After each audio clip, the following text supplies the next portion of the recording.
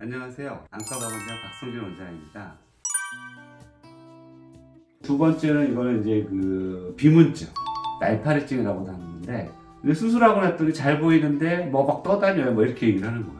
그래서 그거를 제가 수술 전에 미리 얘기를 해주는 경우가 있고 얘기를 못 해주는 경우도 있어요. 못 해주는 경우가 어떤 경우냐면 백내장은 여기 이쪽에 뿌옇게 변하는 게 백내장이잖아요. 그래서 뒤가 아예 안 보이는 경우가 있어요. 백내장이 너무 심해서. 그런 경우에는 여기 뭐가 있는지 안 보이거든요. 그러면은 얘기를 못 해줘요. 근데 이제 수술하고 났더니 잘 보이는데 목이 떠다니는 게 많이 생겼다고 그래요. 그거는 이제 원래 수술 전에도 있었을 텐데 이런 데 있는 거, 유리체에 있는 거거든요. 그 이제 노화로 인해서 유리체 액화 현상이 되면은 이 망막에서부터 유리체가 이렇게 분리가 돼요.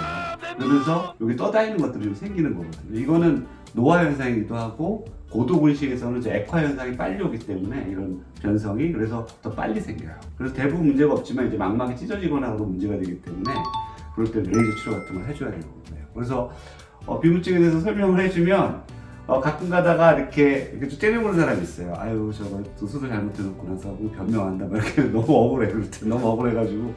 근데 그거는 사실은 이제 어떤 수술에 대한 부작용이라기보다도 껌껌한 방에 이렇게 커튼을 쳐놨는데 햇살이 이렇게 들어오면 먼지가 이렇게 왔다 갔다 하는 게 보이잖아요. 그런 거랑 좀 비슷해요. 눈이 밝아지니까 이렇게 떠다니는 것들이 훨씬 더 잘 보이게 되는 그런 경우라고 생각하시면 돼요. 그래서 사실은 이제 이거는 좀 다른 경우긴 한데 여기 이렇게 보면은 여기 떠다니는 것들이 있어요. 여기 이 부분이 떠다니는 게 있다고 해서 병원에 왔는데 검사를 해보니까 여기 이렇게 보이시죠? 이렇게 보면은 격자 변성이라고 해서 망막이 찢어진 거예요.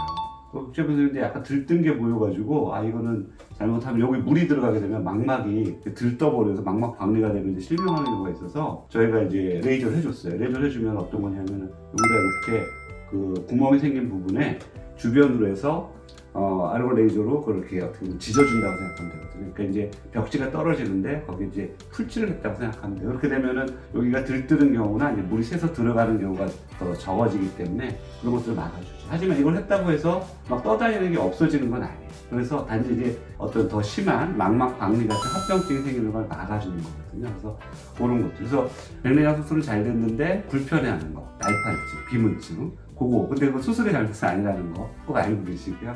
그리고 이거는 또 이제 뭐냐면 이제 인공수용체가 이제 백내장 없애고 뿌연 백내장 없애고 여기 이제 인공수용 잘 들어가 있잖아요, 예쁘게. 그래서 이렇게 잘 들어가 있는데 몇 달 후에 어떻게 되냐면은 이렇게 되는 사람들이 있어요. 이게 사람마다 좀 틀린데 젊은 사람일수록 이렇게 될 가능성이 높아요. 3개월 이후에. 그리고 뭐가 생기냐면 여기에 이제 때가 끼는 거예요. 이게 뭐냐면 우리가 수술할 때 여기 백내장으로 수정체를 껍데기를 남겨놓고 수정체 낭이라고 이걸 남겨놓고 백내장만 제거하거든요. 여기다 이제 인공수정체를 넣어줘야 되는데 인공수정체는 괜찮은데 껍데기가 지워지는 거예요. 수정체 낭이.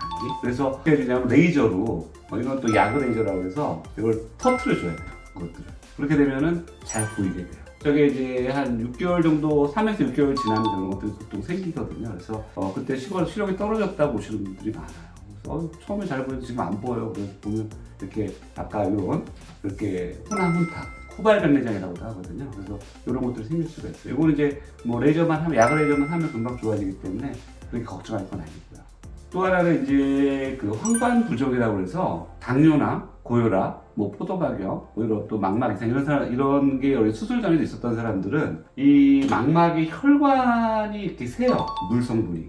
그렇게 되면 어떻게 되냐면 이건 이제 우리가 OCT 검사를 통해서 나타낸 건데 이 부분이 이제 시력이 맺혀질 요 중요한 부분이거든요. 여기 화살표 나타낸 부분 여기에 물이 차는 거예요. 백내장 수술을 하게 되면 아무래도 눈에다가 스트레스를 좀 주는 거기 때문에 혈관이 약한 경우에는 당뇨병이 있거나 고혈압이 심한 사람들 같은 경우에는 또 포도막이 있는 사람들은 여기 망막에 있는 혈관 쪽에서 물 성분이 새면서 여기에 고이는 거예요. 그래서 수술하고 나서 갑자기 뭐 며칠 지나서 안 보인다고 오시는 분들이 있거든요. 그래서 이런 경우에는 스테로이드, 항염증 치료, 안약이나 아니면 이제 먹는 약, 주사, 너무 심한 경우에 눈썹 주사까지 맞는 경우도 있는데 대부분 치료를 받으면 2, 3주 안에 좋아져요. 그래서 걱정 안 하셔도 되지만 이게 뭐 당뇨가 심한 경우라든지 포도막염이 심한 사람들은 되게 오래 가요. 그래서 그건 알고 계셔야 될 것 같아요. 또 하나는 이제 각막, 까만자 있잖아요. 까만자에 대세막막에 주름이 좀 오는 경우가 있어요. 이건 아주 흔한 건 아닌데 가끔 이제 우리가 수술하고 나서 한 달 정도는 잘 때는 꼭 보호 안대를 하고 주무시라고 그러거든요. 근데 그거 안 하시는 분들이 있어요. 그럼 잘 때 막 비벼가지고 주름이 생기는 사람들이 있어요. 그래서 꼭 하시라고 그러거든요. 근데 보호 안대를 잘하는데도 생기는 경우가 있는데 그런 경우는 이제 그 어떤 안약에 있는 보존제가 있거든요. 방부제 같은 역할을 하죠. 그게 그 일회용 안약은 없는데 병으로 된 안약에는 조금 들어가 있어요. 왜냐하면 그게 감염되면 안 되기 때문에 세균이 자라면 안 되니까. 그래서 거기에 대해서 과민 반응이 있는 사람들이 주름들이 좀 생겨요. 그런 경우에는 약을 좀 빨리 끊죠. 아니면 이제 일회용 안약을 좀 대체를 해준다든지 그런 경우가 있습니다. 그런 부작용들이 좀 있어요. 그래서 이거 말고도 좀 많이 있긴 한데 어쨌든 대부분의 경우는 이제 뭐 그 시간이 지나면서 좋아지는 경우가 많고 또 약이나 여러 치료를 통해서 좋아지는 경우가 많으니까 너무 걱정하지 마시기 바랍니다.